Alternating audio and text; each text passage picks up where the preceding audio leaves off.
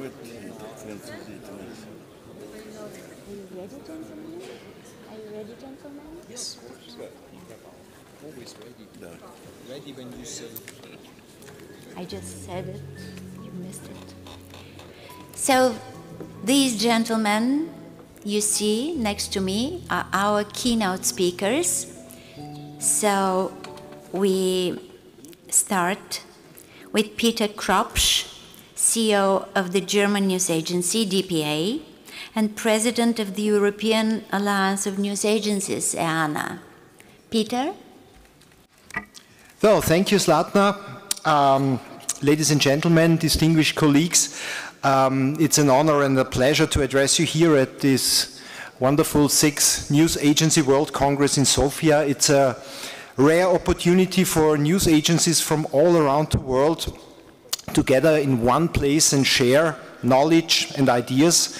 And I want to especially thank Maxim Minchev and especially Zlatna, who all made this possible, and their colleagues at BTA. And also thank you to the colleagues from the organization committee, and of course thank you to all of you being present here, so you make this Congress possible and a fruitful event. I feel immensely privileged to be a part of a community of people who are committed to the idea of serving the media industry, but also the wider society by publishing a continuous stream of news that is reliable and trustworthy. News agencies, ladies and gentlemen, are the beating heart or the blood vessels of the international news flow. There is the internet, of course, there are social media, other sources have become more important lately, but that does not take away from the core service that we provide to our industry. News agencies are very special. We are built to collaborate from the beginning, exchange information, and to use a common metadata system. And it's exactly that model that makes breaking news travel the world at breakneck speed, allowing for our customers to compete in their own space. Today, more than ever. In the beginning, I want to make clear that I am not speaking today as the president of EANA, the European Alliance of News Agencies, where I'm proud to be president these days. My statement represents the position as the president and CEO of DPA, the German press agency. We are a private limited company and we are owned by 180 German media brands. Balanced, fact-based news is a pillar of modern democratic civilization, and it is more under threat today than ever before in history. And so it's not only our job as news agencies, but it's also our duty to the public we serve to deliver on all perspectives, whether we agree with them or not. In doing so, we support each and every one of our media partners, but we also provide the public with the informational tools they need to do the right decisions. I think I speak for all of us when I say today that we want to preserve and protect these fundamental rights of freedom of the press and freedom of expression for generations to come. And we as the news agencies contribute to that goal through our work every day. Ladies and gentlemen, we all know that we are living in times of transition. Reporting was never more colorful than nowadays, but today some concepts that we have taken for granted since we were young are under pressure, obviously. One of them is the idea of independence of media from state and other third parties. As a news agency, the independence of media is the first cornerstone of our ethic and economic concept. Today, the independence of media finds itself often under siege. It's not hard to find evidence for that. State and institutional communication increasingly strives to bypass media by using social media. Media ownership and influence shifts towards owners who are closely linked to the ruling establishment, be it political or economical.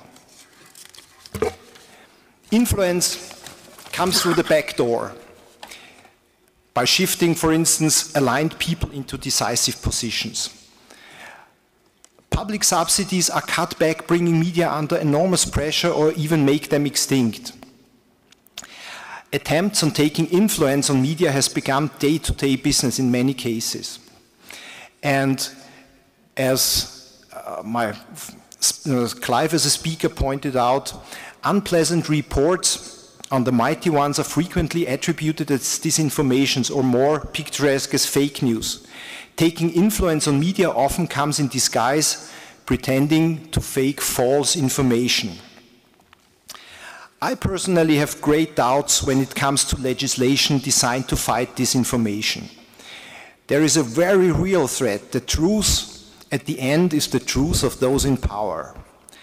Let me be clear, nobody can have anything against the principle of debunking deliberate false information. In all countries, there are already laws dealing with insults, slander, and infringement. But some of the new legislation goes one step beyond, and the lines are blurred. And if this must end up in court, who is to be the judge? The state, the wealthy and the powerful? If so, who can be the ultimate judge of what is right or wrong to speak about in an open society? We are convinced that people need to make up their minds by having access to as many independent news brands as possible. This is the only reliable way to secure true and unbiased news on the long run. But to me, it's simple. The state should play no role in defining what is right or wrong to speak about within an open democratic society. I think the state has a bigger role, and has a role as creating an environment that makes independent news brands thrive. To do so, what can they do? They can act by resolving effective copyright laws. These laws prevent news agencies from being robbed of their core product and focuses on reports on actual facts. And by providing equal environments for national media and the big platforms, so as Google, Facebook, or Yandex, or Weibo, and others, through fair taxation and fair competition laws. A recent study by the US-based News Media Alliance, just published a few days ago, revealed that Google earned $4.7 billion in 2018 thanks to ad revenue from content created and produced by news outlets. And that's a very clear voice. Which brings me to the next point. For news agencies, business development and long-term economic sustainability is key to our survival. Economic strength is a precondition for sustained independence. News agencies that can exist without subsidies are resilient and therefore truly independent. A recent study by the London School of Economics shows how private news agencies cope with the economic challenge in times of shrinking core markets. In addition to constant innovation in their journalistic core businesses, the strategy shows a strong focus on diversification. Examples exclude businesses like press release distribution, media databases, journalistic schedule and workflow system, intelligence product for the decision makers, IT services, bespoke content service, and consulting. All those services, ladies and gentlemen, together with the trusted news agency brand, are bound to render a profit. Those diversification businesses wrap around the core business like a bacon belt and protect it. Practically all of the European news agencies in private ownership follow that business concept. Ladies and gentlemen, friends, we, the news agencies community, serve a greater purpose than most because of the responsibility we have to hold power to account. We cannot win on our own. The only way to do this is by intensifying our cooperation. Most of us are national news agencies and we do not compete with each other. Even those news agencies that cover international markets have many common interests and fields of cooperation. Sharing economies are booming. And so should we. Think of Airbnb. Airbnb has formed a powerful network of quality accommodation by capitalizing on a distributed network of assets. And this distributed network of assets that we, as the news agencies, have could be a blueprint for us. So, how can we collaborate better? There are a few fields that are very obvious. First is education. Educating our staff is maybe the most crucial task for all of us. We must provide our colleagues with the tools to detect, debunk, and call out false information, for example. Social media is a source of early warning, but no journalist should treat social media as the sole source of facts. Our staff need to have the knowledge and skills to build their news gathering capabilities in order to be effective and, most importantly, reliable. A second field of cooperation for all of us is technology. We all must do significant efforts to cope with the pace of technology and the investments of technology. Abstaining, ladies and gentlemen, is not an option for us, because simply our customers will launch their products using every reasonable news technology, for sure, and we have to keep pace with it. And finally, an area of cooperation is business development and sharing success in our business model. That is key, and we need new ideas. Every one of us needs new ideas in these times of changes, and when they are successful, we should share them among the community. And even if they are not, we should share them, because we do not learn only from success, but we also learn from failures. And the event that we have today here, and we are all here sitting around the table, is an opportunity to do just exactly that. Ladies and gentlemen, distinguished audience, coming to an end, these are challenging times for all of us. The old rules, most of them, many of them, do not apply anymore. Everything is faster, bigger, and sometimes scarier. These are times of changes, but ladies and gentlemen, the change can be our friend. Our willingness to understand the challenges and adapt will define how we move forward as an open and liberal society. Our ability to collaborate and change together will create new opportunities to grow for all of us. So, let's do that in the days and the years to come. Let's exploit the opportunities together. Thank you.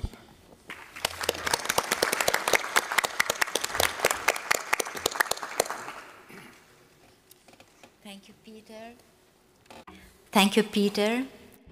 Our next esteemed guest and keynote speaker is Mr. Rasmus Nielsen, Doctor of the Reuters Institute for the Study of Journalism, Professor of Political Communications at Oxford University. We are very glad to welcome you here, Rasmus. Thank you very much for the kind introduction and for the invitation to speak here today. Journalism exists in the context of its audience. The public value of what we all do, the political significance of news, and the financial sustainability of the business of news is based on the relationship between journalists, the news that they produce, and the people who use it. And for everyone here who cares about the future of news and journalism, it's important to be thinking about that connection on the basis of independent, evidence-based, and internationally oriented research. That's what we try to produce at the Reuters Institute for the Study of Journalism at the University of Oxford. And what I want to do today is to just highlight a few of the key findings from the 2019 Reuters Institute Digital News Report that we published yesterday. For those who are interested in more, all the underlying research is available on our website. I'm happy to share the slides as well. But I want to highlight just a few key takeaways that we think are some of the big global trends, recognizing, of course, that every country is different, every organization is different, and every one of you will be making different decisions as you take your organization forward into the future. The report, this is sticky.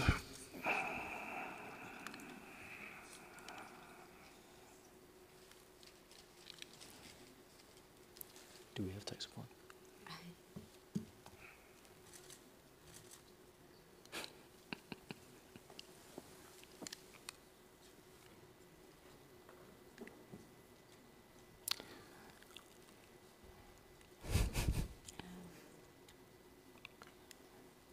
Any tech support?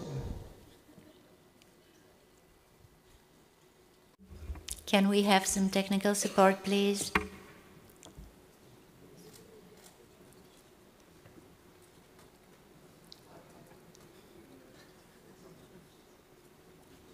That was the first step.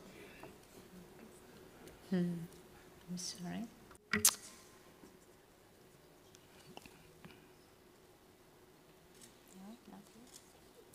Okay, let's try.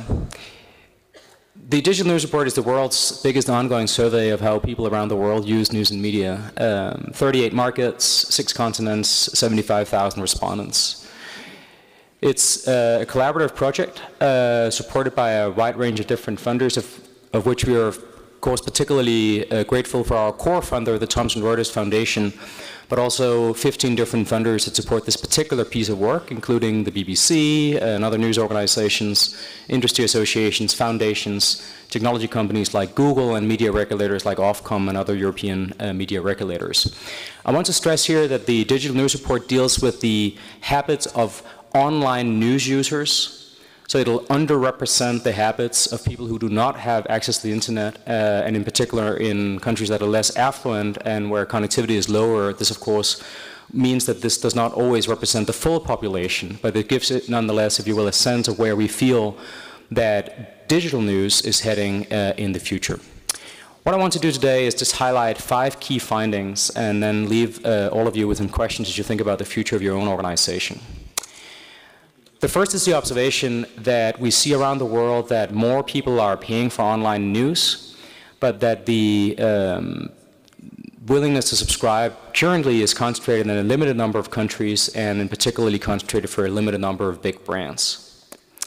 Secondly, in response to the crisis around disinformation, more and more people say they are relying on more reputable brands, and others people say that they are sharing less from things they consider less accurate. Third, trust in the news continues to fall.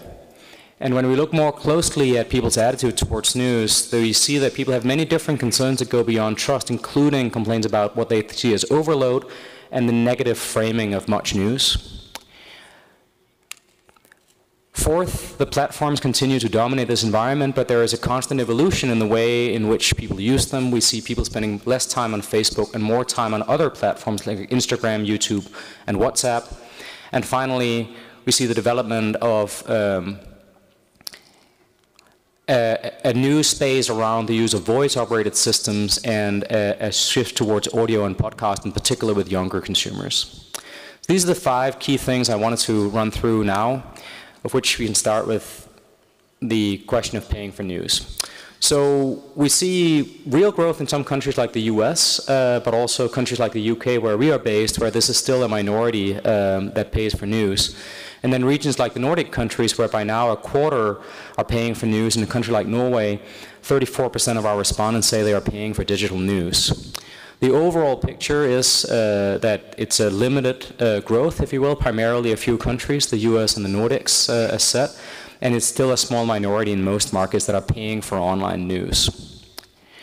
The dynamics of this environment, we believe, is at the moment a winner-takes-most environment where a limited number of upmarket, very prominent titles are making a play for national and international audiences and are building very significant subscriber bases and are competing largely for the same group of educated, richer, and more news-loving, if you will, audiences that lots of local newspapers historically have always been competing for, but are currently struggling to convince to pay for digital news. The median number of subscriptions is 1, which I think is sort of a powerful reminder that though more and more news organizations are trying to implement various forms of pay models, it's not at this stage obvious that everyone will be able to thrive in this environment. Success for the New York Times or the Wall Street Journal and the Washington Post does not necessarily translate to success for individual local newspapers who may struggle to build critical mass and who may struggle to convince readers who sometimes are already subscribing to a national outlet online to also subscribe to local news. Of course, this is further enhanced by the fact that people are competing for the media budget of users who also subscribe to things like Netflix and Spotify. And when we ask our respondents which subscription they would keep if they could only keep one, let me just say that news is not the top of the list. This is primarily on video and music. Furthermore, the emergence of pay models means that more and more people are encountering barriers to access journalism online. By now, in Norway, 70% of our respondents say they hit paywalls each week when reading the news. In the US, 50%. And consumers don't always like this, if you will, and express various forms of discontent with what they seem to feel is a friction-filled experience where they click on something expecting to get a piece of news, but then get only a snippet or an invitation to pay for it. The move towards digital, of course, is primarily driven by the rise of the mobile web. And I just want to flag again that we see in market after market around the world that the smartphone is the defining device of digital news. This is a percentage of respondents in different markets who say that the smartphone is their main device for accessing digital news. We no longer live in a desktop internet or a laptop internet. That is a mobile internet that people are accessing. And it's by now in a growing number of countries a clear majority of people who say that the smartphone is their main point of accessing online news. This, of course, is also changing how people use the news, where more and more people now say they get their first news in the morning on a smartphone rather than, say, TV or radio, as used to be the case. And with younger people in particular, this is the absolutely central device through which they access news, as they access many other things through the same device. The recent years we've seen the move to mobile also being accompanied by a re-emergence of aggregators that had a stable couple of years, but now we see a growing number of people turning to aggregators like Apple News as their source of news on their smartphone, in particular in the Apple environment, where the Apple News is by now a more widely used source of news than many individual brands, even dominant ones. The experience here is one of convenience. I just get the one that comes with my phone. You get a notification on this bar here, as one of the younger people we interviewed in the UK about their experience talked. And sometimes even just the sense that this is completely naturalized, that this is just sort of built into the device that you have. I like using Apple News because it consolidates everything into one place and also reduce duplication. You don't see 5 articles about the same thing. So you can see the convenience that these aggregators are offering to users. Another part of the changing role of platforms beyond aggregation is the move to private messaging and private groups in the way that people navigate the information environment and how they access news and information. We have seen in recent years no change in the overall importance of a platform like Facebook or Twitter for that matter, but significant rise in other properties, many of them owned by Facebook, like WhatsApp and Instagram and Facebook Messenger. And when we look specifically not at use for any purpose, but use for news, we can see that social media has declined somewhat, though Facebook is still the most important platform for news discovery for many people. We see a decline after algorithm changes in the last couple of years, even as other properties like WhatsApp are becoming more important. Here there are very, very important country-to-country differences that I want to highlight, not only in the time that people spend, where we see people spending less time on Facebook and Snapchat and much more time on YouTube, WhatsApp, and Instagram, but also the importance of a platform like WhatsApp for news. So we see a number of countries now in the global south, like Brazil, South Africa, and India, where we have half or even more than half of all online news consumers saying that they get news via WhatsApp, versus a situation in countries like the US, where it's just 4% who say they get news via WhatsApp as a messaging application. This is not just about peer-to-peer sharing, but also about the emergence of large groups, where we document that in some countries like Brazil and Malaysia, people are members of very large groups on WhatsApp with people that they do not know, where there is a considerable risk that some of the information that's shared in those groups is misinformation, and that those groups are infiltrated by actors with malicious intent who intend to misinform people. This is tied in, of course, with a concern over misinformation. We ask people a very simple question of whether they are concerned about what they come across online is real or fake. Overall, 55% of our respondents in 38 different markets say that they are concerned about this, and we see very real increases in these numbers in some countries, like the UK, up 12 percentage points in the last year, perhaps in part driven by a very intense political debate about this issue of misinformation, but also other countries like France, where the Yellow West movement and the skepticism towards the media that movement represented has helped drive a debate about misinformation in the country. How do people respond to this concern? As I outlined at the beginning of the presentation, we see now 26% of our respondents saying that in response to these concerns, they are relying on what they consider to be more reputable news sources. I should add in parentheses here, we leave it to the respondent themselves to define what he or she thinks is reputable. So we have no, if you will, objective measure of whether this is actually so.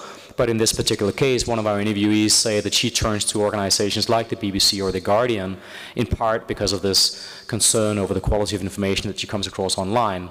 The flip side of this, of course, is also that people say they are stopped sharing and using sources that they consider to have a less accurate reputation. So I think we see some elements of beginning increase in media literacy here and changing behaviors in part as a result of the discussion around misinformation.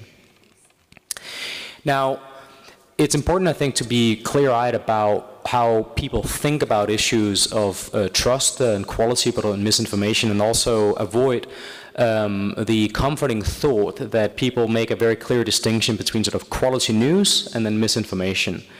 We take no particular solace in our findings in this area, but I think it's very important for the news industry to recognize that much of the public does not have a particularly high opinion of what we do.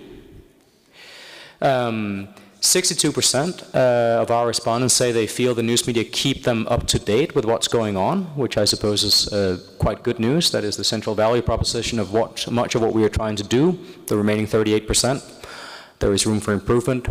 I think more concerning is that only 51% of our respondents say that the news media help them understand the news of the day. Just half feel that we help them understand the news of the day. And I suppose that here there is an opportunity to see if we can close this expectation gap and in fact convince people that the journalism we do will help them understand the world. And if we can't convince them, maybe reflect on why that is so and whether there is in fact room for improvement. There are other issues too. Just looking at the UK data specifically, we see 45% of our UK respondents saying that they feel the news media is often too negative. We find 30% say they feel worn out by the amount of news these days. And we see 35% saying that they actively try to avoid the news, often explaining that this is because they feel it leaves them depressed, feeling disempowered, alienated, and that they can't really use it for anything, so why engage with it? I think these are quite thought-provoking in terms of what is the value we actually add to people's lives and whether we can convince them that they should in fact seek out what we produce. Some organizations are trying to produce ways of responding to these concerns. There are startups like Tortoise in the UK, proponents of various forms of slow journalism, solutions and constructive journalism-oriented things like World Hacks at the BBC, and also organizations like The Correspondent, who tries to offer a more limited selection of more in-depth feature-like content rather than a barrage of individual news stories. So we see some examples of journalistic innovation in this space, in part in response to these concerns amongst much of the public.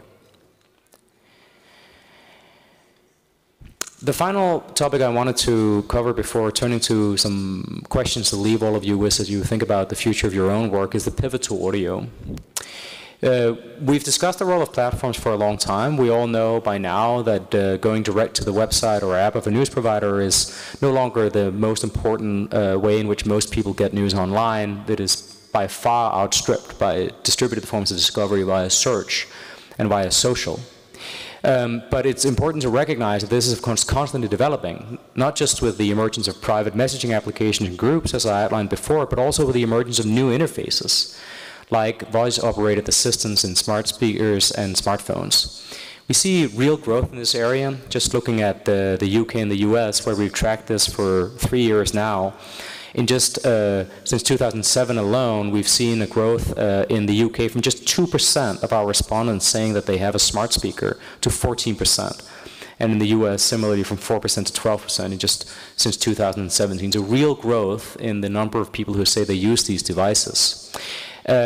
Uses for news, however, is disappointing. Only a third say they've used them for news. The other side of audio is the emergence of podcasts, where we see in particular younger groups turning to in-depth long-form audio. 36% say they listen to podcasts monthly, 15% say they listen to podcasts about news or politics, and it's particularly the younger group who are driving this growth. So we see different organizations, many of whom have no history in audio, like newspapers, moving into this space, The Guardian being one example, the New York Times and many others have moved into this space as well to try to see if this is a new way in which they can connect with their audience and serve the public that they're operating for. The motivations for listening to podcasts by age, again, I think offers a wide range of different value propositions that the publishers can think about and agencies as well. Some of this is about getting updated, in particular amongst older groups, but also entertainment, the opportunity to learn, and some variation in a life that's either about just commuting time or as an alternate from the music that tend to populate our earbuds, if you will. The real change here is, if you will, the emergence of new opportunities for publishers to operate in this audio space, in part driven by voice, but also by these podcast opportunities. There are new use cases like multitasking. This is again an interview from one of the people we did in-depth qualitative research with. The experience of being able to enjoy journalism or other forms of media content without having to use your eyes and your hands, right? You can multitask in different ways while listening to podcasts. There is the experience of being in control rather than having a producer somewhere else making the decision about what you can listen to and when. It's on demand.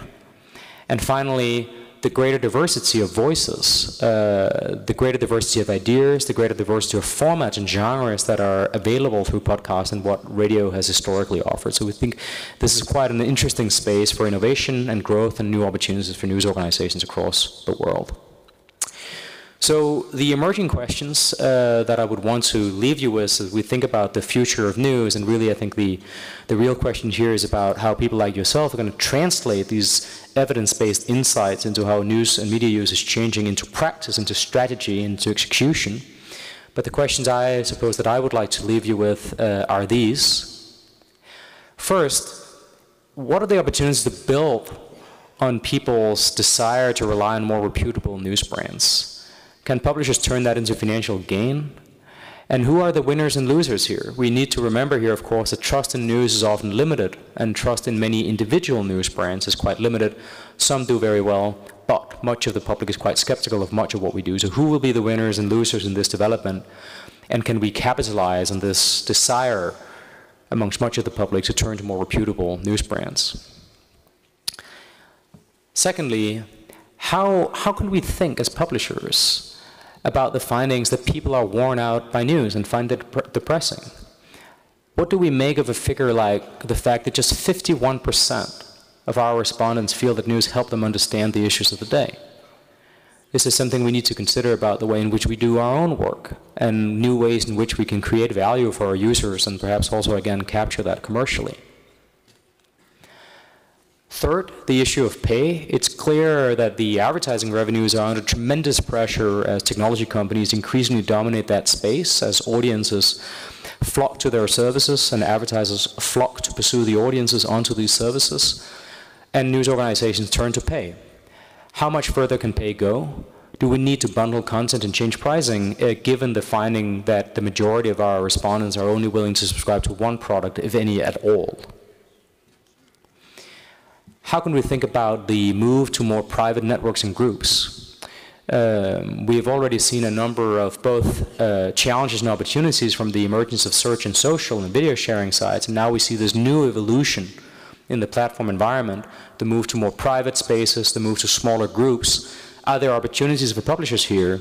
And what can we learn from the way in which we've dealt with the platforms over the last 20 years in terms of how we get it right this time, in terms of our own strategy for reaching audiences, but also in terms of making sure that there is a viable business model for the ways in which we engage with these platform environments.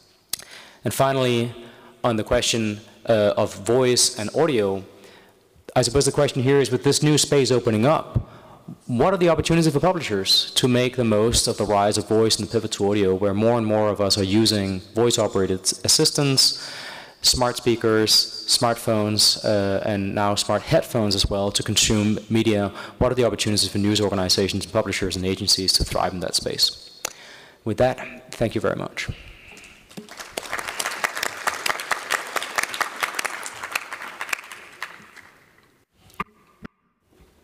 Thank you very much, Rasmus. It was very, very interesting, and I hope we'll keep your attention at such a high level, going on to Mr. Earl Wilkinson, who is the Executive Director and CEO of the International News Media Association, INMA, in the United States. Earl?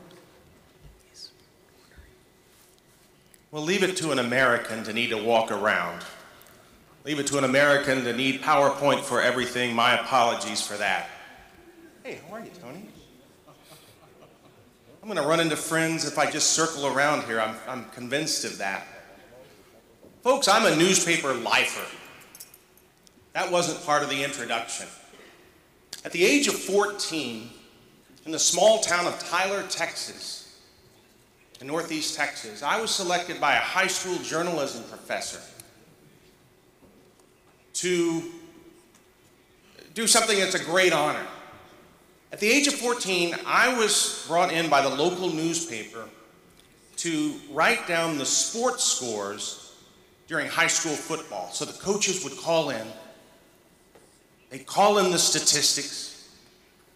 I'd write it down on a piece of paper, and I'd pick up this paper. This is 39 years ago.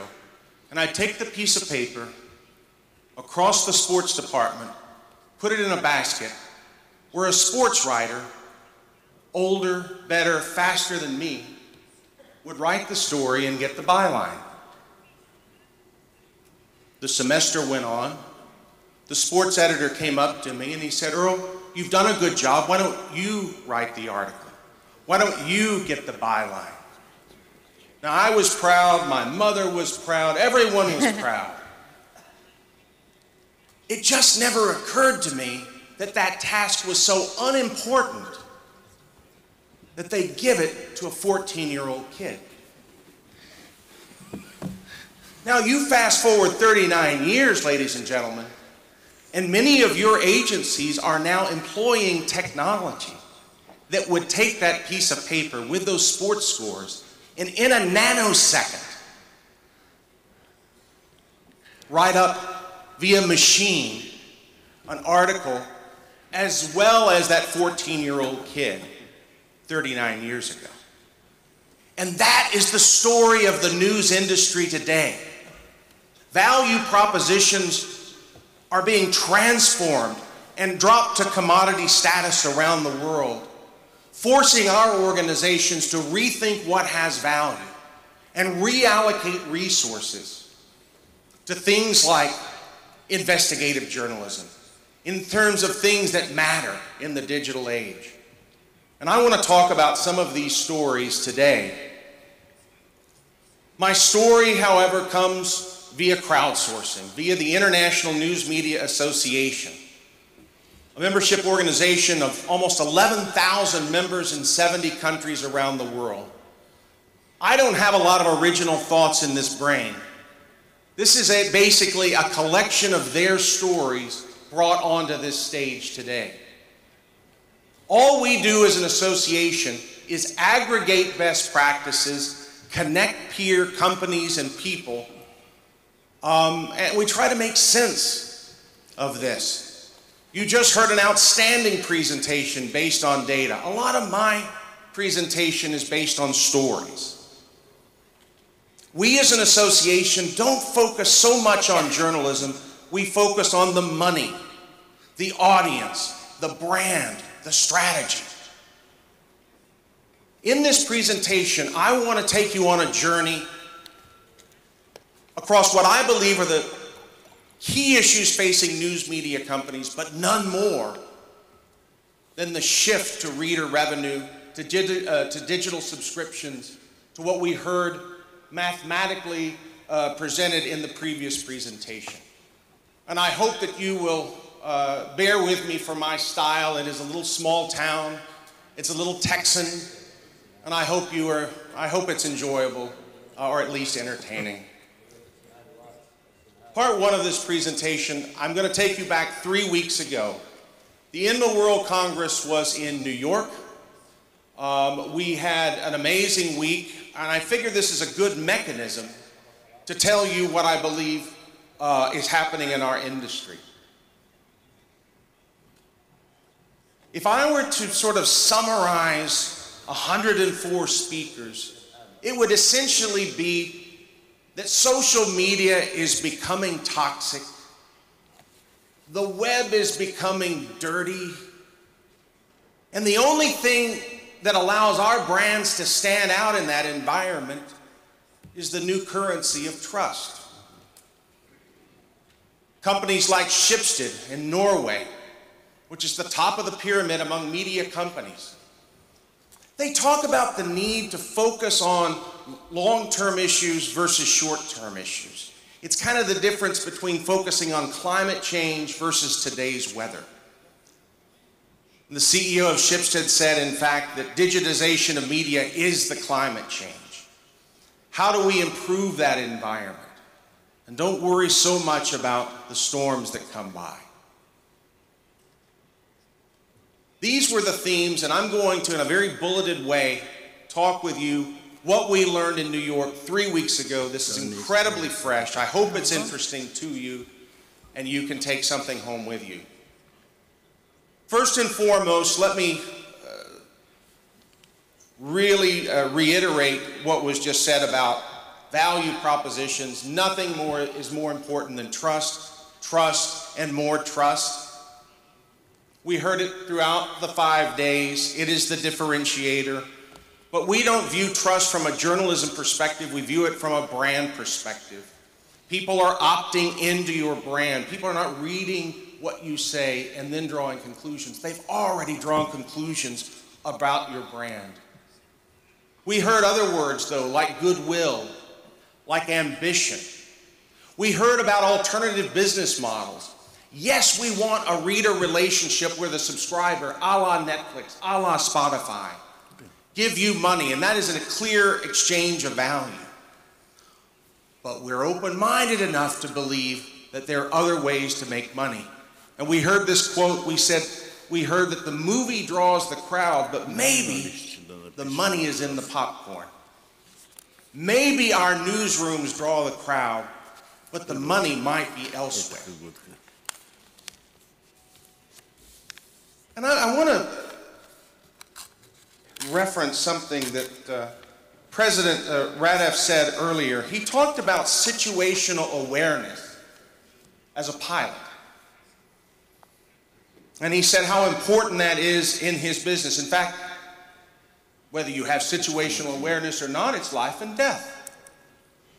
In some ways, that is exactly what we are facing as an industry today, between the difference between news and content, information, he said,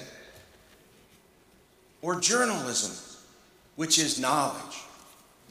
People won't pay for news or content. They will pay for journalism. They will pay for context. They will pay for situational awareness. Condé Nast even went so far as to tell our World Congress delegates, you have almost a moral obligation to ask people to pay. A lot of talk, I think, at this conference about innovation. I believe in innovation. I just don't believe our industry's view of it. I believe that innovation means something else, and you have to decode our body language. The editor of the Wall Street Journal said that culture and transformation are all about culture and mindset. But I think there's something bigger at play. Did you guys see the story out of Australia? News Corp Australia about the last 2 weeks announced they may have to lay off some people. Okay, that's pretty normal in this business. What they said out loud, however, was extraordinary. They essentially said, our next round of layoffs are going to basically be with journalists who lack digital skills.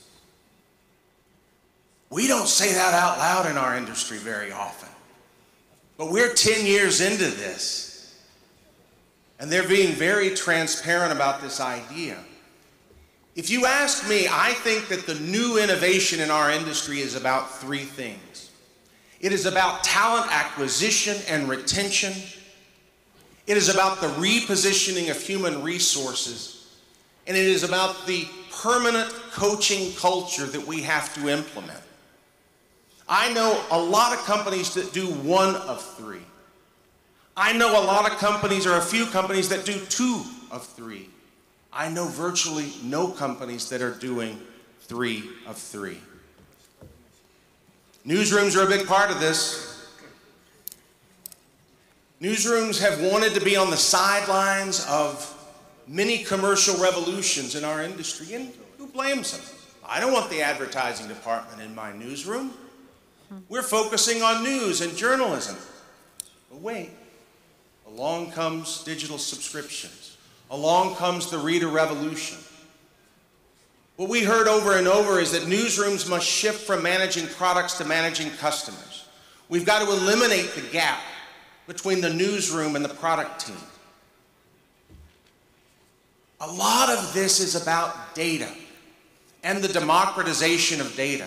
I've got some good friends of mine that say that the future is more data analysts and more data scientists. Better technology. Maybe. I think it's about people at your companies that know what to do with data, how they can be creative with data.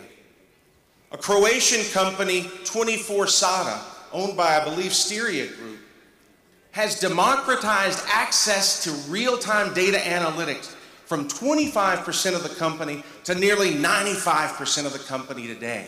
That's a cultural revolution. The CEO has to drive it.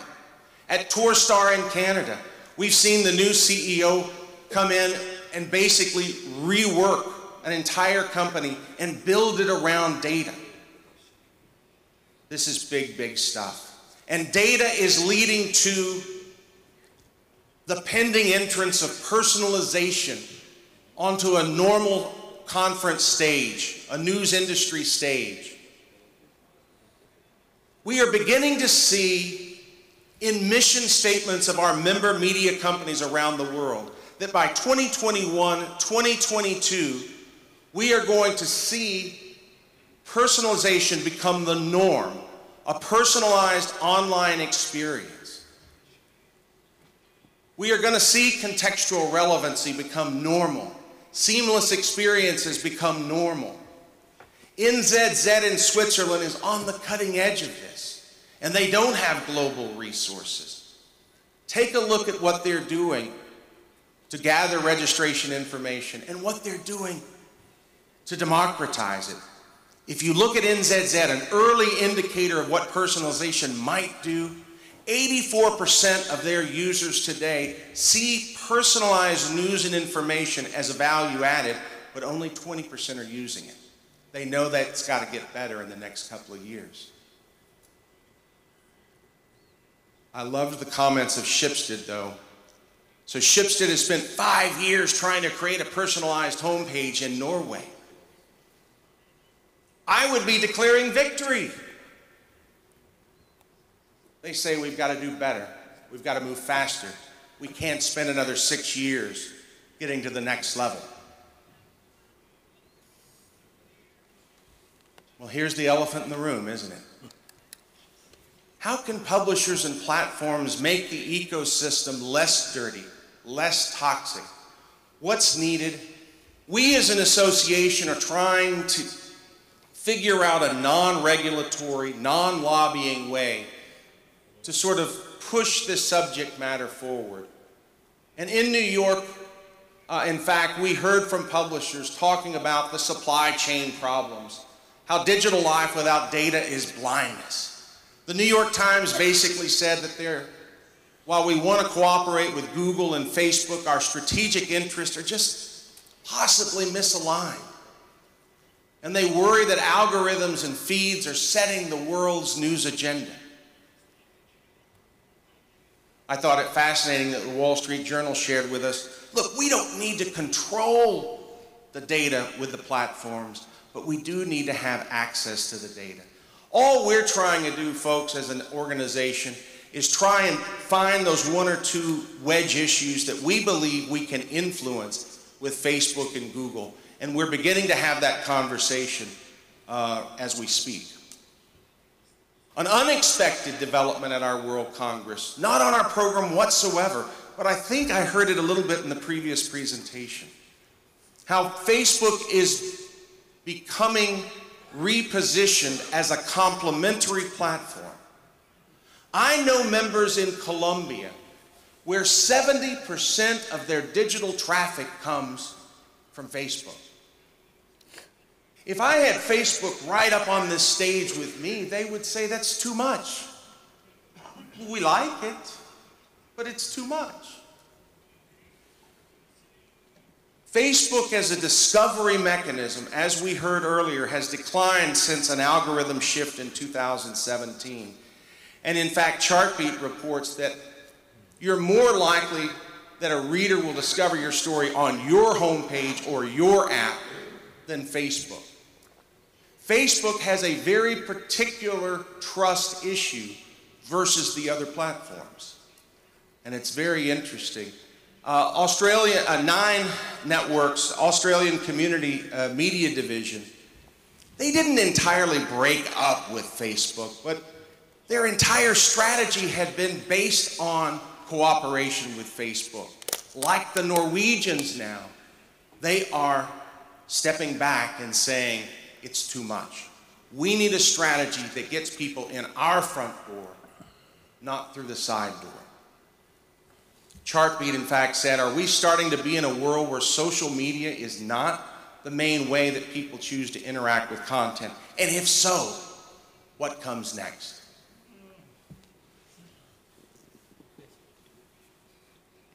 Let me build on what was said earlier about podcasts and voice. We did several sessions that looked at this subject. The leading news publishers in the world have spent the last year to 2 years building up to at least one daily podcast. And what we heard was this is good, but the space is about to be flooded. And we're beginning to hear publishers around the world going down the road of having to do 8 or 9 highly differentiating podcasts, because as we've heard from Apple in the last 2 weeks, as they break up iTunes, podcasts are going to be a big part of that.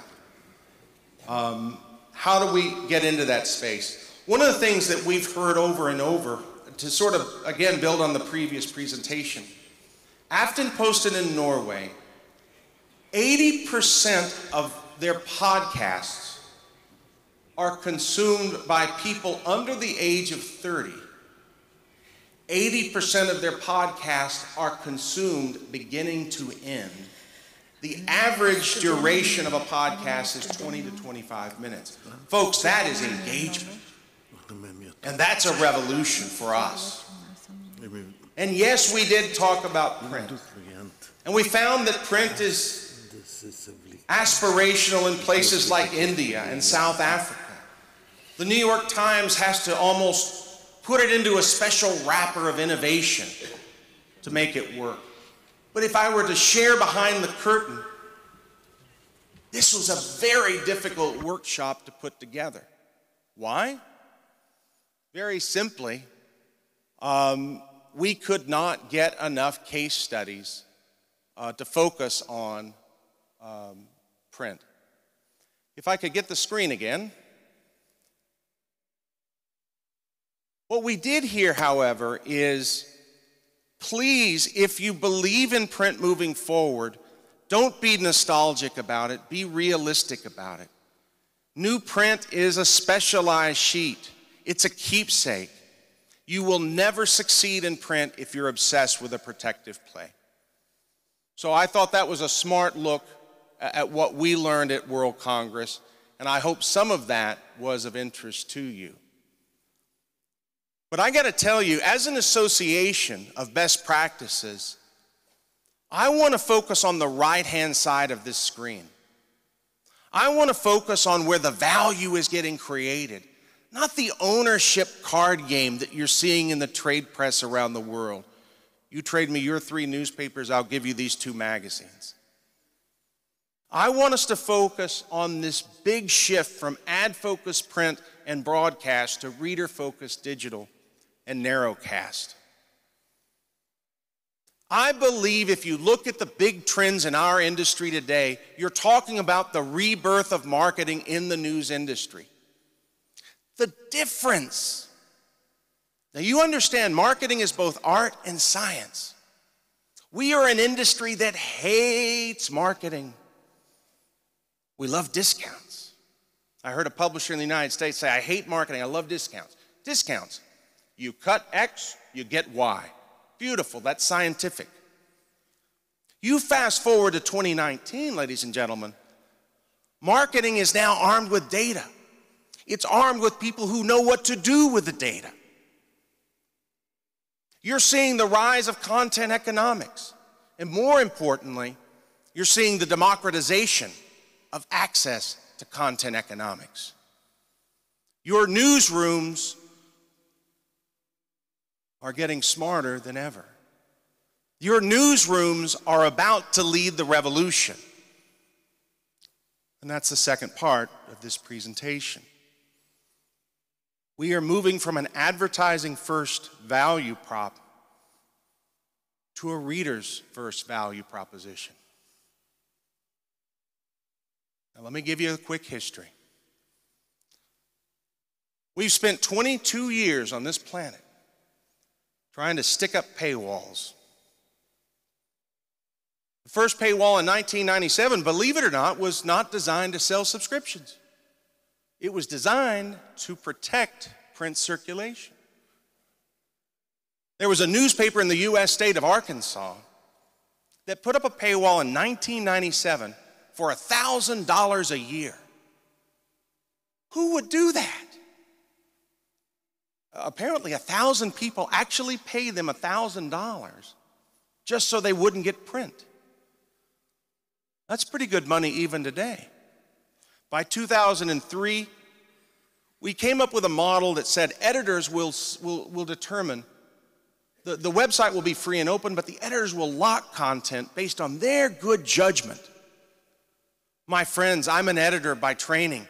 We knew nothing about how to lock content. We were locking content because we spent a lot of money on that article. We were locking content because we gave it a 6-column headline on the front page. This didn't last very long. The Financial Times comes along with their metered model in 2007. The New York Times comes and perfects the metered model. By the way, the New York Times research said, you're the New York Times. Set your meter at 5. People will pay. The newsroom heard that, and they set it at 20. They didn't believe the research. It took them 7 years to get to what the original research said. Well, if the Financial Times and the New York Times have metered models, everyone's got to have a meter. Except for one little problem. It failed miserably. By 2015, however, something happened.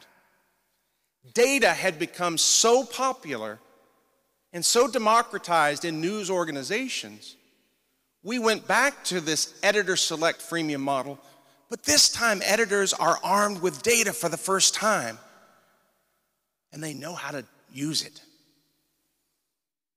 And then you see the disappearance of the metered model, the reemergence of the freemium model around the planet. We are shifting from monetizing the print bundle to the atomization of content.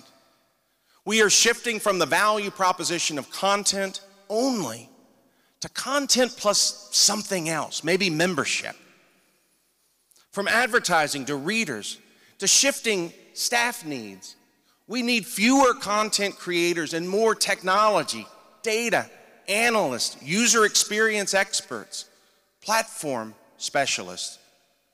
And to my friend in California who didn't understand the difference between the art and science of marketing, we are shifting from the art of marketing to the science of marketing, and our newsrooms are owning this. What have we learned as an association? We have spent a lot of time and effort trying to get the lead to the story over time.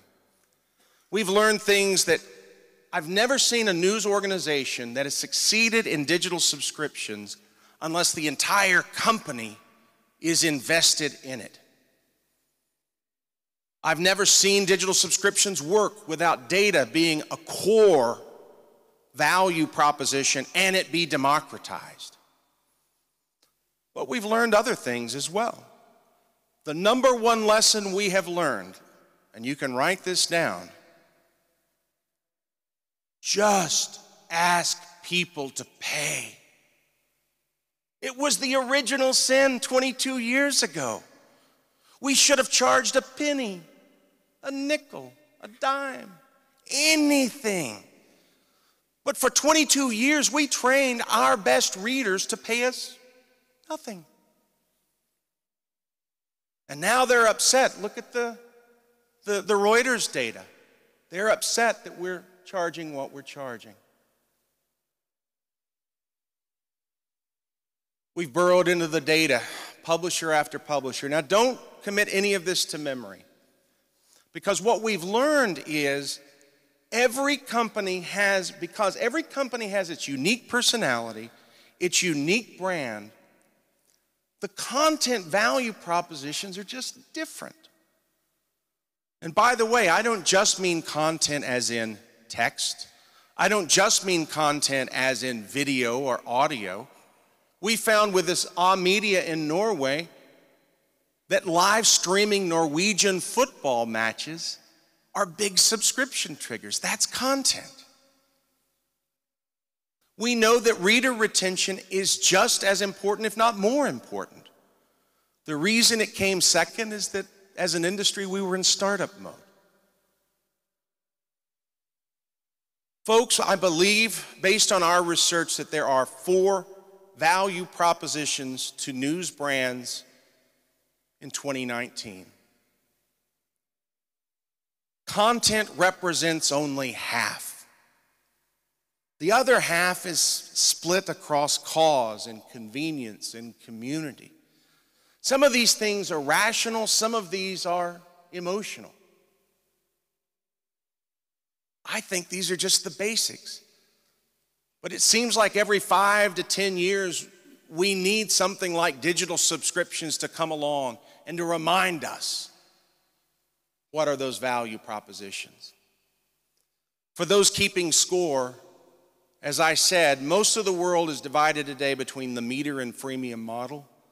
I think that data and personalization point us to a dynamic pay model that will become more and more common in the next 2 years. Now, here's the million-dollar question. What is success? Now, don't look too carefully at this. I've looked at this till my eyes cross. There is no lead to the story. There is no digital to print ratio that means anything. But there is something that matters. Take a look at the 4th column. Some of these publishers are playing a Netflix game. Low price, invitation pricing. Where's my Indian friends? They know about invitation pricing. And some of these publishers are not. I believe it was a major German publisher that shall remain nameless told me that they were charging 75 euros a month. And I asked him, I said, well, what are you doing with that?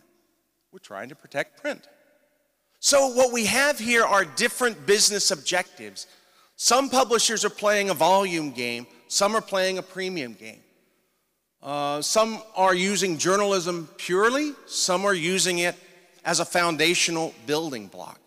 So just realize in this game that no 2 publishers are playing the same game worldwide. I believe, however, that virtually every publisher has upside, but there is a ceiling coming. When the ceiling comes, I'll give you an example. The Boston Globe set for themselves a number. The Boston Globe said that at 200,000 premium price digital subscriptions, we don't need to worry about print advertising. The problem is they're at about 110,000 and they've run out of room to grow. So the ceiling is more about news subscriptions. I think even the New York Times may be playing with that ceiling a little bit. I make the argument, if you could go back in time, a lot of publishers, they fail to meet their number, they start over. They fail to meet their number, they started over. If you could go back in time, just build on that first iteration and get better. Perfect the registration process. It's damn good today. Get into the newsletter and alert business. Target diaspora. South China Morning Post now wants to be a local newspaper for Hong Kong and a portal to China for the English language world. Two different models. More and more, I was in Puerto Rico recently. There are more Puerto Ricans living in mainland United States than there are Puerto Rico. You don't think digital subscriptions is an opportunity for them? And then there's the Wall Street Journal. The Wall Street Journal tells us that if we had it to do over again, we wouldn't have started with subscriptions. We would have started with memberships and then got to subscriptions. And you're seeing some publishers in India and elsewhere in the world that are beginning to use that model. Newsrooms represent both the biggest opportunity and the biggest threat to that future success. And I think it hinges on the adaptation, the cultural adaptation of data. And as we go around the world and we talk with newsrooms, we find newsrooms in the Nordic countries that were obsessed with data. I took this to the Financial Times. Last year we were on a study tour stop in London, and I thought it was an easy thing. I said, are you obsessed with data, and do you want all of your journalists to know about it? And they stopped me down and said, absolutely not. I want my team to be data informed, not data driven. And I would say to you across a world stage that that's the argument that's going on today. And I would say the Financial Times has probably proven themselves to be correct. What data has exposed for the first time, now, by the way, this is not scientific, it's simply designed to show that some content triggers subscriptions, some encourage social sharing on Twitter and Facebook and Instagram, and some content just has no business reason. Gannett in the United States looked at their entire content universe and found up to 60% of the genres of content they were providing had no business reason for existing. And they are reevaluating whether they should be putting this more into investigative journalism, content genres that matter, content genres that match their brand and their personality. It's an interesting debate for our industry. I love the New York Times. I just love the New York Times. I've never found another New York Times on this planet. And yet we all aspire to be that. I would make the argument that in the great battle to be better, in the digital age, it's not about being better, it's about being different, unique, and authentic amid this information noise that you keep hearing about. Thank you so much for putting up with my storytelling style. If I were to sort of summarize, I'd say the big themes of this presentation are this. We are dealing with trust, data, and personalization issues in a dirty ecosystem. Our business model is going to continue to tilt away from advertisers and to readers, but there will be a subscription ceiling coming fast enough. All signs point to personalization and dynamic paywalls in the next 2 years. But success is going to be, and not just success, I would say innovation equals people plus culture plus coaching. And as it especially relates to the people in this room, I bring up at the very end about empty calorie content. I gently suggest to you, fix it, cut it or park it. Find a platform for it. But it doesn't fit in publisher ecosystems anymore. I've never been more optimistic. I used to stand next to Google and Facebook and some of these Silicon Valley giants, you know, as a little publisher, representing publishers around the world, and I felt inferior. I don't feel inferior anymore. We know more about the value propositions in 2019 of publishing than we've ever known in the past. And that is the story of this membership network, and I hope it's been of some value to you. I look forward to spending more time with you and spending more time in this beautiful country, which I've enjoyed all week this week. Thank you very much, and we'll see you soon.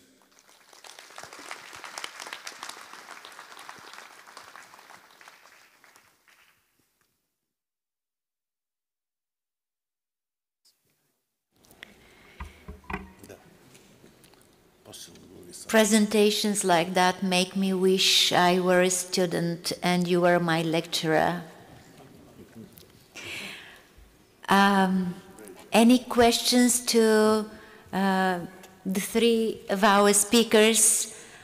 I don't think they would mind taking any questions. So, you got the floor.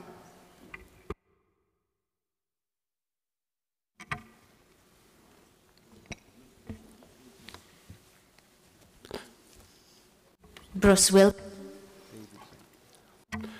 Thank you. Fantastic presentations, everyone. A question to you, Earl. You talked about how the subscription ceiling is coming.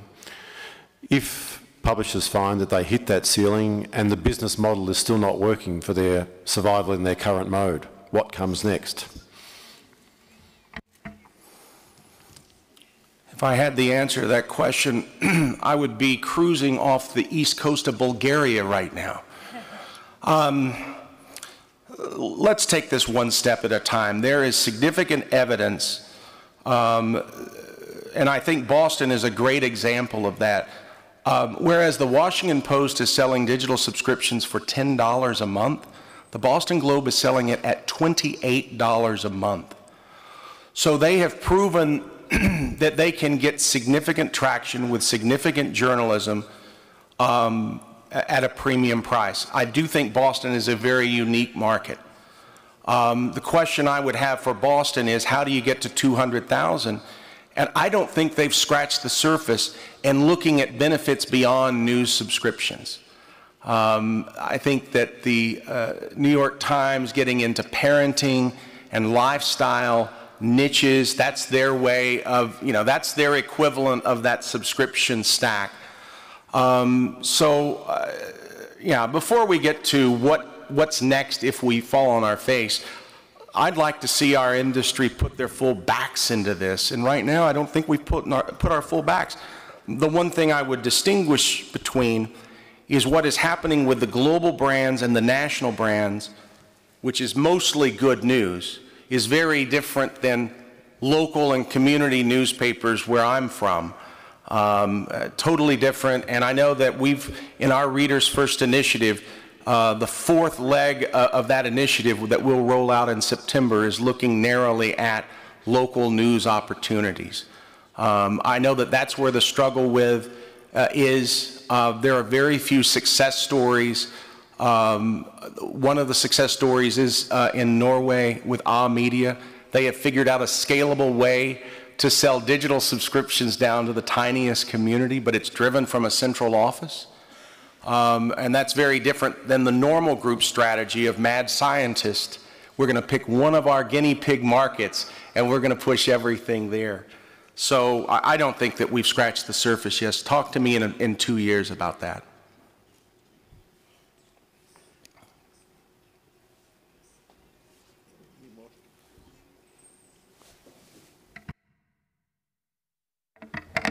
Just one question. You talked about data and data-driven model. How can we gain the trust over the readers that they can share their data with us, and how much are we ready to protect their data and to use it just in a journalistic way finance our business.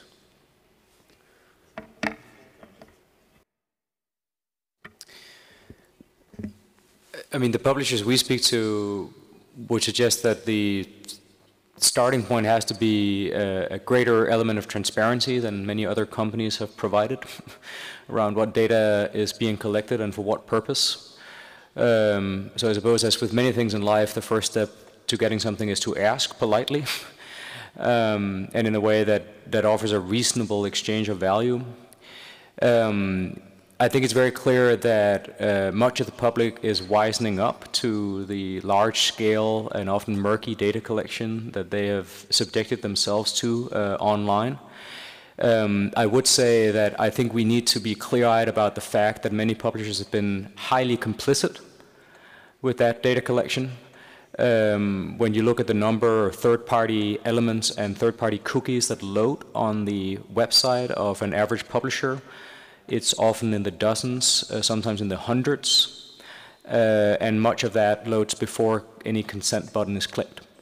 So we have to clean up our own act as well. And on that basis, we will, I think, be in a position to collect the kind of data that can inform both editorial decision-making but also business development, as Earl outlined, based on the experience of his members. I'll share with you a story I heard a few months ago in Sweden. Dagens Nyheter had an election, and they said, well, we're going to lower our paywall for the election to non-subscribers. I mean, we've heard this in hurricanes or something like that, but this is an election. It's very interesting, though, what they did. I've never heard this. Maybe you've heard better examples than me. They lowered their paywall. Non-subscribers could gain access to the election information that day if they gave their email address. They ended up getting, I think, something like 100,000 people gave their email address.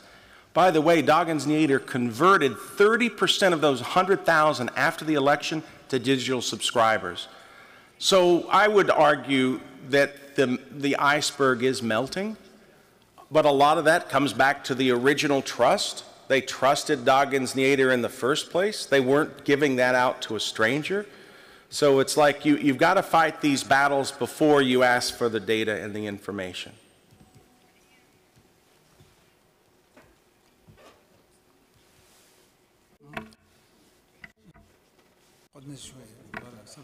Okay.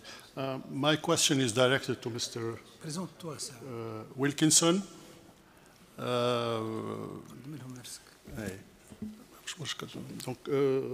I think one of the main conclusions you draw is that new business models are moving away from advertising towards informing people and getting them more knowledgeable and so on. But would that be just an objective in itself, or is it rather business-oriented also, so that the final target would be to get more audience and therefore to get more advertising revenues? That's a great question. One of the things that, again, you could tell, I get excited about this stuff. I'm a child of the newsroom. I'm thrilled that newsrooms are taking ownership of this. And while newsrooms are taking ownership of digital subscriptions, what makes me even more excited is when I hear newsrooms who understand the new value of content. They know that that piece of content, mathematically, that's beyond me, algorithmically how they know that. They know that that should go behind a paywall. The smart conversation, though, is I'm beginning to hear from newsrooms, hey, that piece of content is probably best out on our portal or on our free part of our website, and it's really best monetized via advertising. Folks, you know you're living a revolution when an editor tells you how to make money from advertising.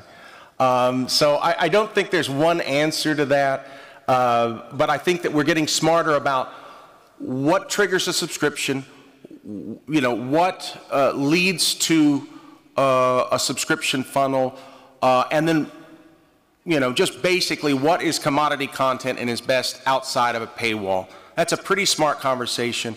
But I'll give you one other example. There's an interesting story out of New Zealand right now. There's a major media company, ex-Fairfax Media, called Stuff. Stuff thinks, they look at their little island nation and they say, this paywall thing is just not going to work for us.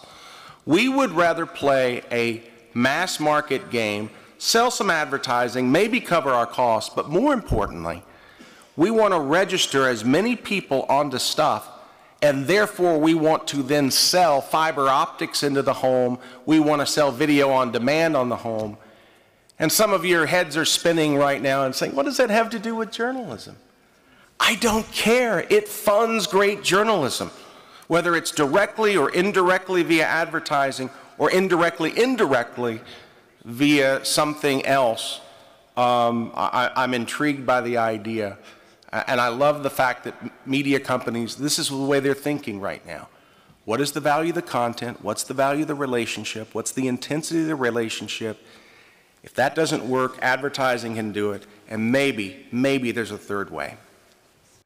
I'm just going to jump in on this one. I think it's important to remember what President Radev said at the beginning of today about how situational awareness can mean the difference between life and death. Because if you don't act on the basis of an accurate understanding of the environment you're operating in, you will make mistakes, and some of those mistakes can be existential or lethal. And I think we have to be very clear-eyed about what the business of news looks like in the 21st century. Fundamentally, advertisers are interested in buying access to audiences' attention, and very crudely put, I think we can see historically that the share of advertising that goes to a genre or a platform is roughly proportional to the amount of attention that accounts for.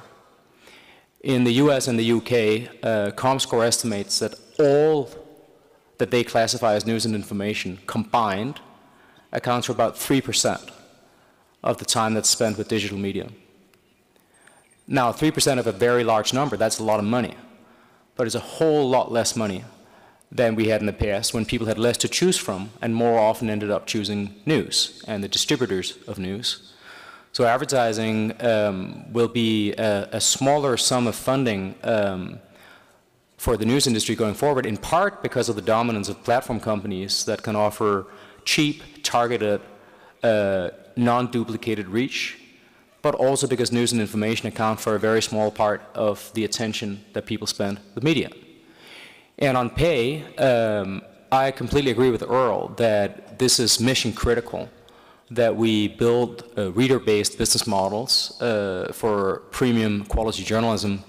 But again, I think we also need to recognize that in a competitive marketplace, and I think we can all agree this is an extraordinarily competitive marketplace, the forces of competition will force prices down to the incremental cost of serving one additional customer.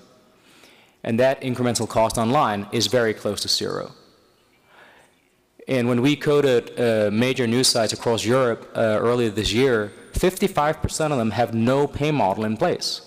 They offer news free at the point of consumption based on advertising. And then 45% or so, mostly newspapers, operate various forms of pay models. That requires very, very strong differentiation. And I think that leads to the third point, and again, just it's amplifying, I suppose, points that Earl has channeled from his members. Again, in that incredibly competitive environment, we have to be very realistic about what is the value we actually add to users' lives, to people's lives. Not all journalism, as it exists today, is worth paying for. Some of it is not even worth paying attention to. And I don't say these things because I like it. I say these things because I think it's critically important that we are realistic about the environment we operate in. If we are not realistic, we don't have situational awareness. And as President Radev reminded this morning, people who do not have situational awareness will make mistakes, and some of those mistakes will have lethal consequences. Yes, colleague from Ghana. Yeah. Hi, good day. My name is Linda Svinzilla. I'm from the African News Agency, and thanks very much for the insights and the discussion points. Mr. Nielsen, a question directed at you. You spoke about the attraction of WhatsApp, particularly in the South. And given that WhatsApp is mainly a communication and sharing tool, what do you think the reasons for this is? You cited Brazil and South Africa. And is it because there's perhaps a greater level of trust within those ecosystems that form around community WhatsApp groups, etc.? Thank you.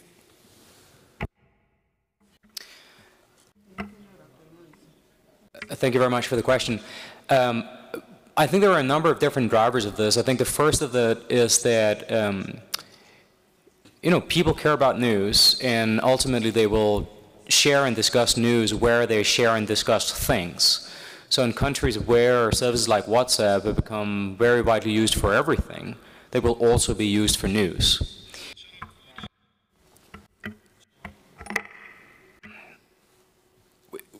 Now, we find in our research that this is then further compounded by the fact that in countries where people have limited trust in some of the established media, perhaps because they see them as aligned with political interest or controlled by oligarchs or other owners, and in particular in countries where people sometimes feel uncomfortable expressing their political views publicly or be seen as discussing news in public because it might align them with a group or a political party or the like, that people opt for the more private space of messaging applications and more private groups to discuss news.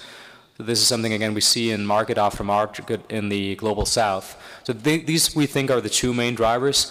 Now, I think the question going forward is, will we ever see platforms like WhatsApp build interfaces for publishers to use their tools to reach people in these environments?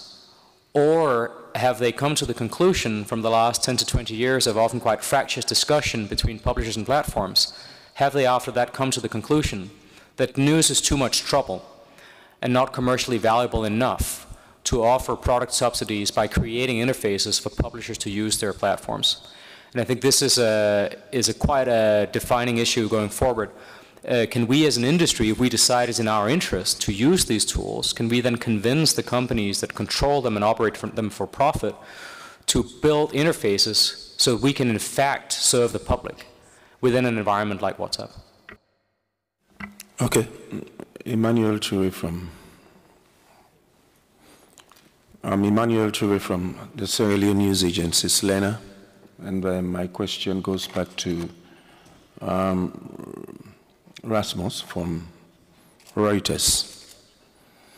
Having gone through some of the report you made on the Digital News Report 2019, I saw examples given from South Africa and in other parts of the world, but we are coming from developing countries like Sierra Leone, Liberia, Ghana, you name them. Does your report really take into consideration these developing countries, whereas digitalization of the news is not as compared to those countries you've just mentioned?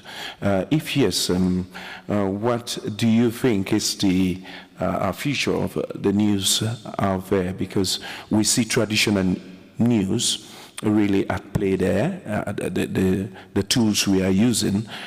Some of our countries have not even gone much digital. So did you take that into consideration while making this report? Thank you very much. Our ambition is to be as global in our work as the representatives in this room. I just talked about business realities. We are constrained by our ability to secure funding for the research that we do, and sadly so far we have not been able to do the kind of research we would like to do in many parts of Africa and many other parts of the world. We're proud to cover 38 markets, but sad to say that South Africa is the only one in Africa we currently research.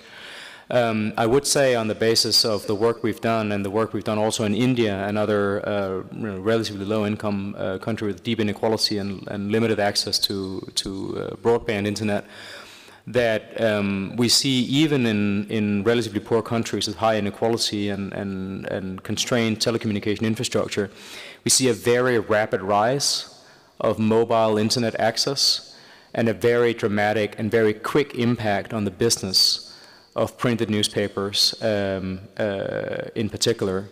As said, we don't do research in Sierra Leone and many other parts of Africa. Unfortunately, we would love to do it. I would expect to see a similar kind of impact in many markets across Africa as people turn to smartphones and feature phones.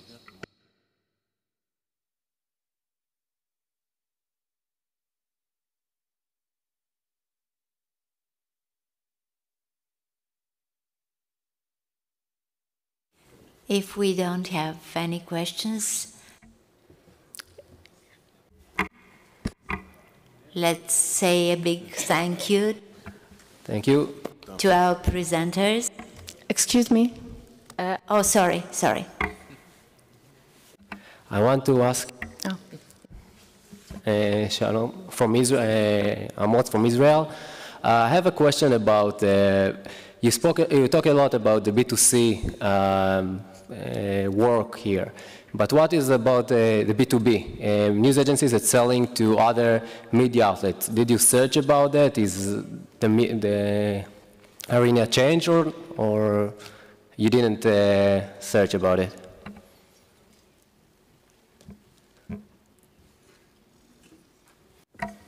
If you're asking me, and for that matter, Rasmus, if you're asking whether we're focused these days more on reader or advertiser, our members say that the future is readership. Therefore, that's what we're prioritizing.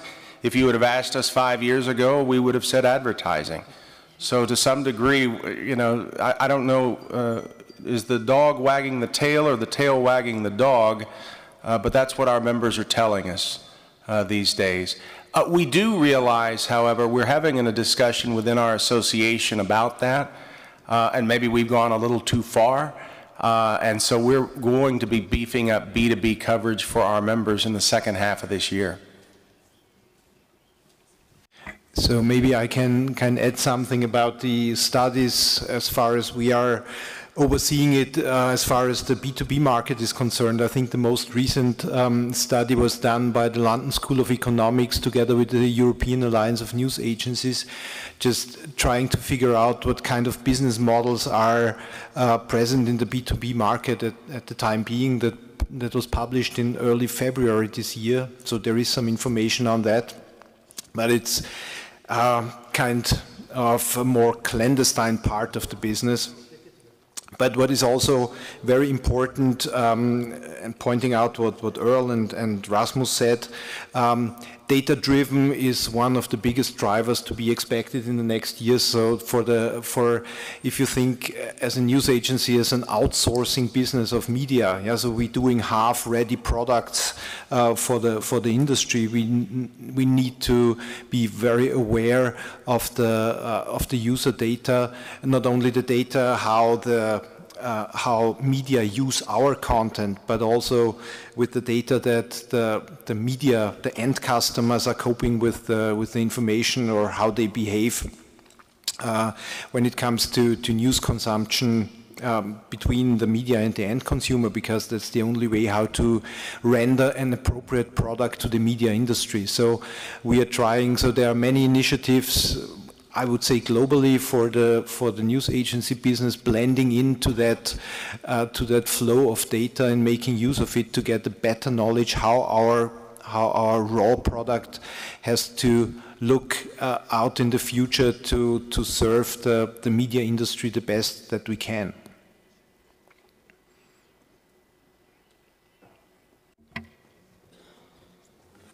Hello, I have a question. My name is Ivana Terzic. I'm from Tanjug News Agency from Serbia. Thank you very much for everything you told us here today. It was really informative, but what I found really interesting is the statistics from the presentation of Mr. Nielsen. You said that only 51% says that news media helps them understand the news of the day.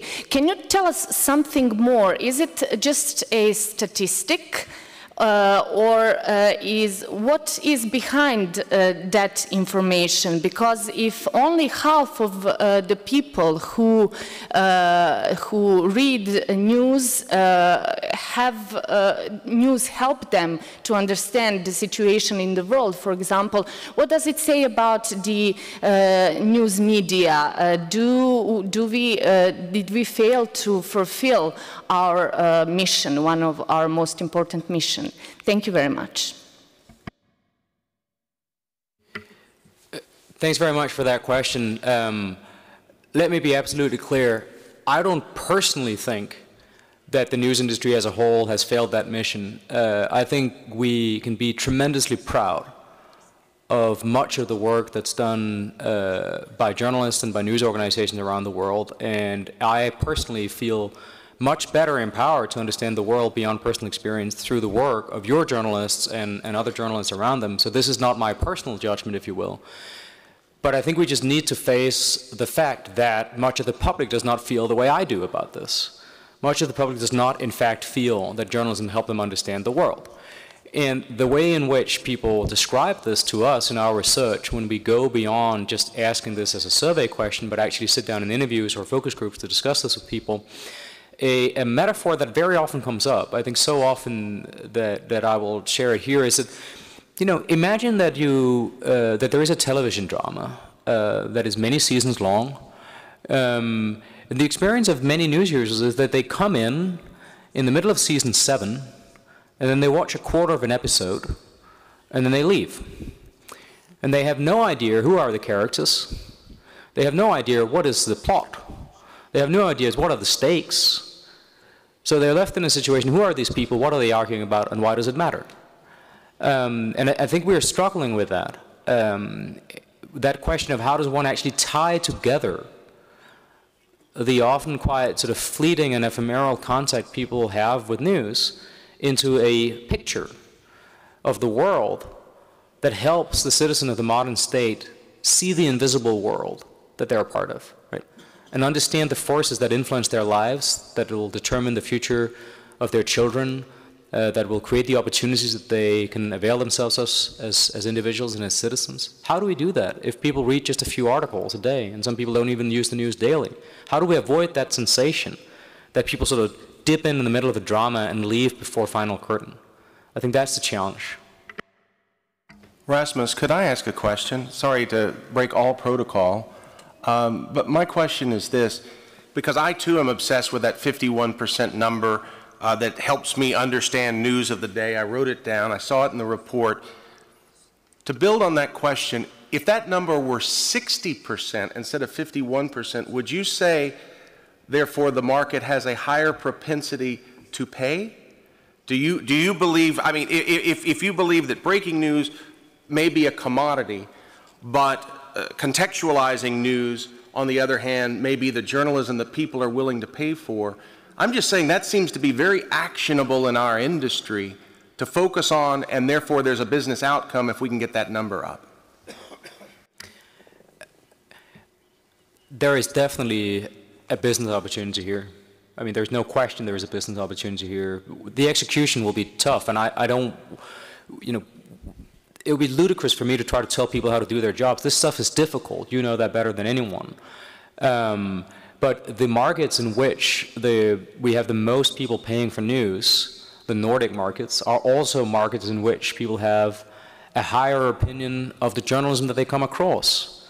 This cannot be entirely coincidental, that the people who are happiest with their journalism are also the ones who are the most likely to pay. Now, how one gets out of that, because ultimately it takes resource to do a better job often, that is a separate question. I'm not suggesting any of this is easy, but I think there is a business opportunity to demonstrate to people that you add value, and on that basis suggest that maybe this is worth paying for. Hello. Is there time for a last question, please? Last question, please.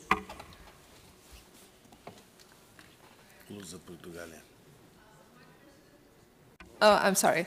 My question is actually about the democratization of the news. Because if we, as agencies or as media outlets, tend to put paywalls over the news, then aren't we, of course, removing the democratic part of the news? So only educated and people that have money have the ability to pay, and then therefore people with less resources, namely financial resources, will be left with not so accurate news, with fake news or other sources that are not reliable. Aren't we, because of the business model that is being changed through the digital revolution that we are facing today regarding the news environment, aren't we separating furthermore this and aggravating this issue? Thank you. I think the issue you raise is incredibly important, and there's no question that the future is very likely to be one of much greater information inequality in terms of the quality of information that people access. I would say two things about the role of pay in that development. One is to say that, I mean, grossly generalizing, in most countries around the world, people have grown a little bit richer over time, and at the same time, because of the decline of printed newspapers, fewer and fewer people pay for news. So if people who in the past had less money were more likely to pay for news, this cannot be a question of ability to pay alone. People were less wealthy in the past and paid for news, richer now and don't pay for news. It cannot be about the money alone. It has to be about whether people feel it's worth paying for. And we have to remember that from the point of view of individuals and households, people are spending more on media today than they were in the past. Broadband subscriptions, premium, whether it's subscription video on demand or cable packages and satellite and the like, very expensive hardware, often frequently replaced. People are spending more money on media. It's just news specifically that they are not spending money on. The second thing I wanted to say is that when we think about how one might contain the problem of information inequality that you raised, and I think it's an incredibly important one and one I'm glad that we are all concerned with, I think there is a even more profound issue than the question of encountering a paywall. Take the United States as an example. The US has roughly 300 million people who are online. Only about half of them access any news at all online. About 100 million of them access the New York Times website in the course of a month. And of those, 3.3 million pay. Or about 3 million pay. Now, that means there are like 97 million people who access at least one article from the New York Times for free every month. It also means there are about 200 million Americans with internet access who don't want to read some of the best journalism in the world for free, right? I think that suggests something to us about whether we are in fact offering news that many people find valuable for them. There are lots of people in the world who don't live the kind of life that's reflected in the New York Times. And I think there's a question about that goes before even the question of pay, about who's providing news for them, for people who are not New York Times reader, who will never be, whether it's free or not.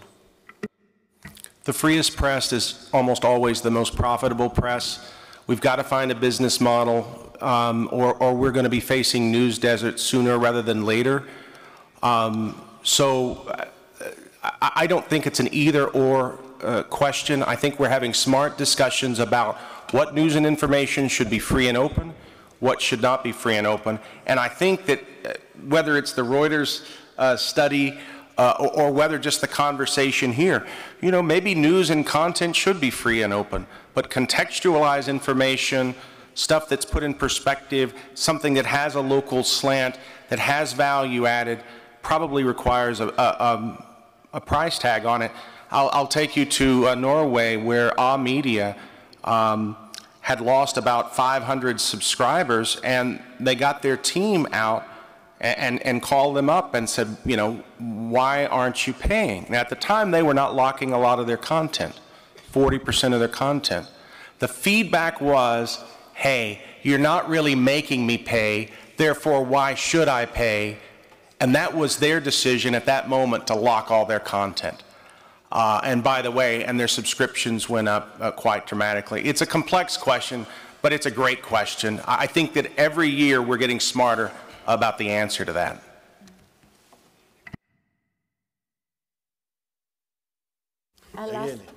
A last question from our colleagues. شفيق العبيدي مدير وكالة الأنباء العراقية. سؤالي موجه باللغة العربية ما دامت اللغة العربية معتمدة في اجتماعاتكم. I will ask my question in Arabic. I understand the message will be relayed from Arab interpreters. My question is about Arab journalism over, and more particularly Iraqi journalism over the past 20 years. 475 martyrs became victim to terrorists, to organized groups or militia. So what measures are taken to safeguard journalists working in areas with danger? These martyrs who fell to terrorists, in their majority, were not supported in any way. They didn't receive any benefits or pensions or anything whatsoever. What should we do for them and for ones like them? Rasmus, before you stare at me and I stare at you, I'll go ahead and try that. There are organizations that are out there that look at press freedom issues, and they do a great job of it internationally. I can't say enough of the good things that organizations like One IFRA and IPI and others do on a regular basis. I don't really, I deeply respect the question as it relates to business models of media companies. I don't have a lot of connection there other than they are on the front lines. They deserve our respect. And I do know that there are organizations out there today that do a good job of raising awareness of that internationally.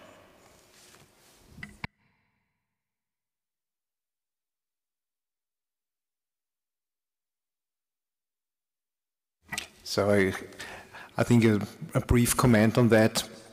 So maybe taking the hat now as in my role as the European Alliance of News Agencies. So we are facing that topic. We are discussing that among our members, and we're trying to taking appropriate measures. But you're completely right. This is a problem today. We are trying to work together with these organizations that also Earl has mentioned before, but it will be an ongoing issue, and we need a lot of awareness, not only situative awareness, to cope with it.